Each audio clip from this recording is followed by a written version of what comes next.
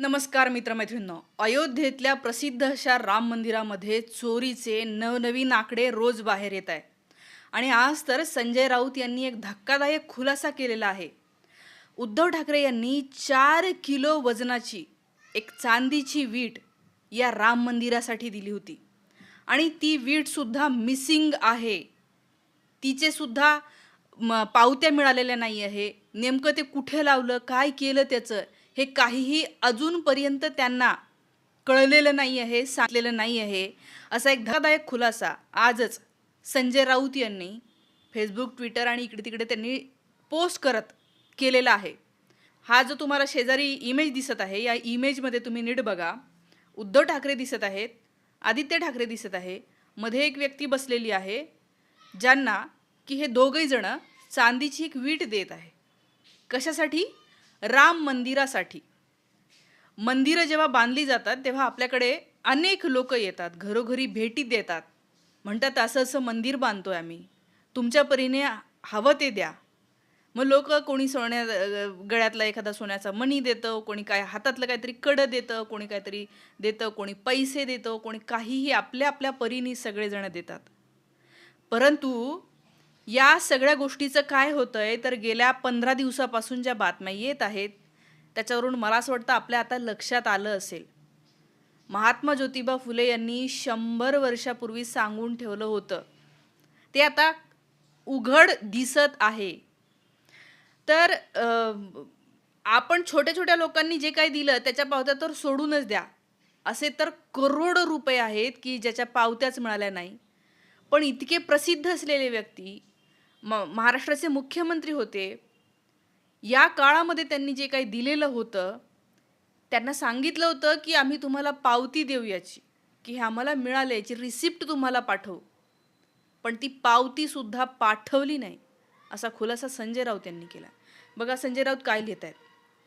Serious question over the missing 4 kg silver brick donated by Shiv Sena for Ram Mandir construction in Ayodhya.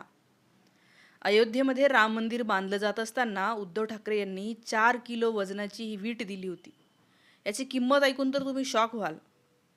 Uddhav ठाकरेजी had generously contributed 1 crore plus, 1 करोडपेक्षा जास्त रुपये.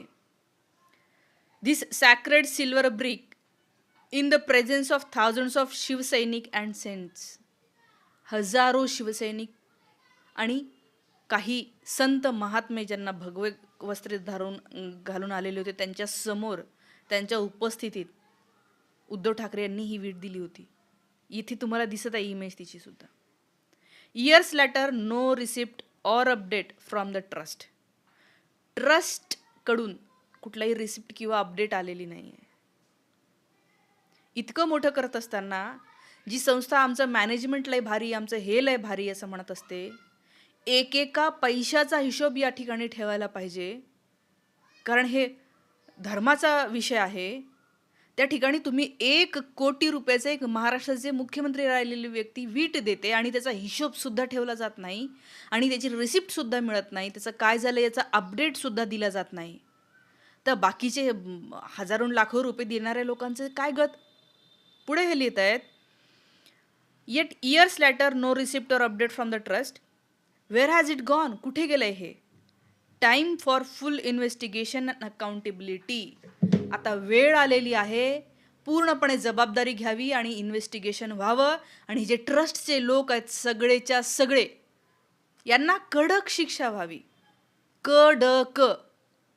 आज भाजपचे लोक ज्यांनी मंदिराच्या नावावर मत मागितलं, आज हे जे सत्तेत बसलेत ना, गरीब आणि भोळ्या जनतेला यांनी मंदिराचं स्वप्न दाखवलं. बांधल्याच्या नंतर आम्ही बांधलं केलं. कोणी बांधलं? कोटी कोटी रुपये यांना डोनेशनमधून मिळालेत.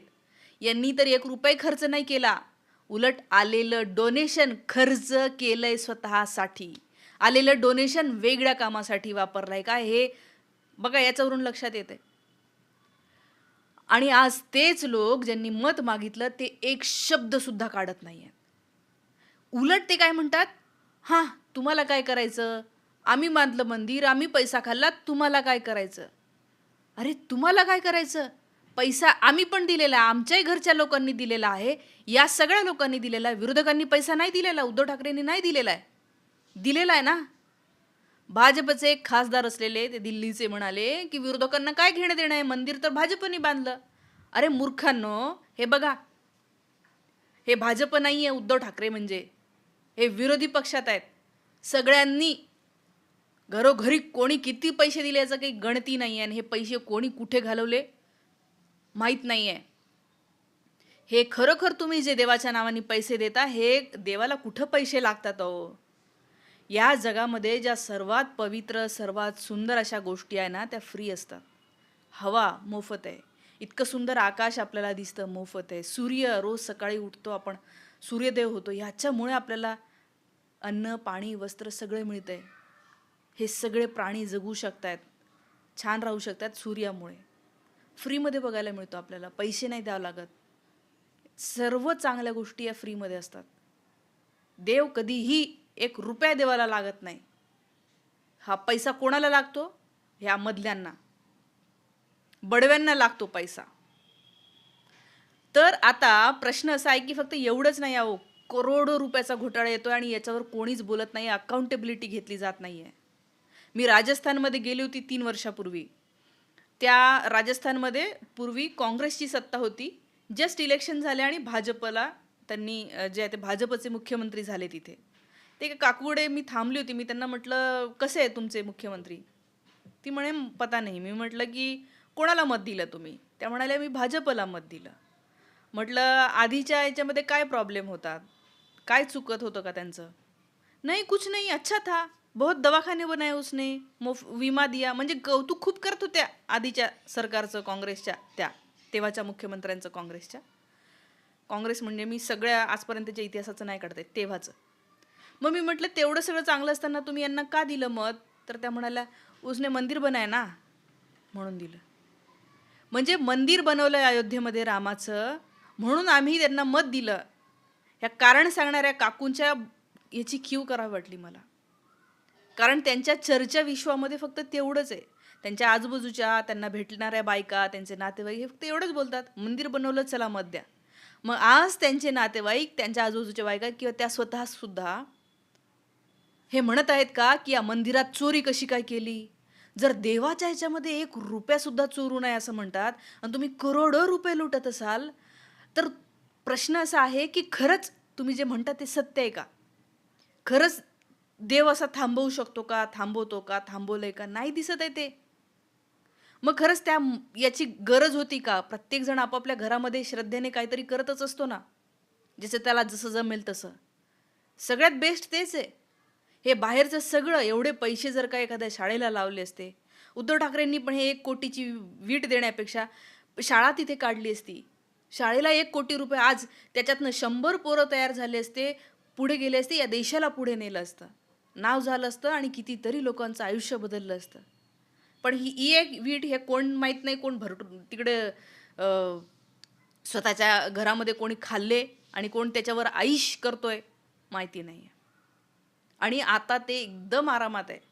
उलट मित्र म्हणते ह्याला पैसे देणारे लोकांचं माहीत नाही जीवन कसं आहे, पण हे जे खाणारे आहेत पळून सुद्धा जातील, हे देश सोडतील ते. पण आपल्या सगळ्यांना या देवाच्या नावाने आणि धर्माच्या नावाने यांनी पागल केलं. धर्म आणि देव ही चर्चा करण्याची विषयच नसतो, हा घरगुती विषय असतो, प्रत्येकाचा श्रद्धेचा विषय असतो. समजा तुम्हाला वाटतं की एखादी श्रद्धा असायला पाहिजे, काहीच प्रॉब्लेम नाही आहे. तुम्हाला कशाचा तरी आधार वाटत असेल, एखाद्या विचाराचा आधार वाटत असेल, तो ठेवावा. पण राजकारण्यांनी तुमच्या त्याचा वापर केलाय आणि फक्त वापर म्हणजे नुसता वापर नाही केला तर लुटलंय तुम्हाला हो. मला असं वाटतं हे लवकर आपल्याला समजलं तर ठीक होईल. आता अर्थात ती वीट काय झाली त्याचं काय, ते काय येणार नाही त्याच्यावर कोणी FIR. आता हे कोण ज्यांनी घेतली त्यांच्यावर कारवाई व्हायला पाहिजे ना. राम मंदिरा प्रभू रामासोबत जर गद्दारी करत असतील तर त्यांना किती कडक शिक्षा करायला पाहिजे. याच भाजपच्या लोकांनी गजनीनी कसं मंदिर लुटलं, अंधभक्त सांगतात ना तुम्हाला, त्या मुसलमानांनी कसं मंदिर लुटलं.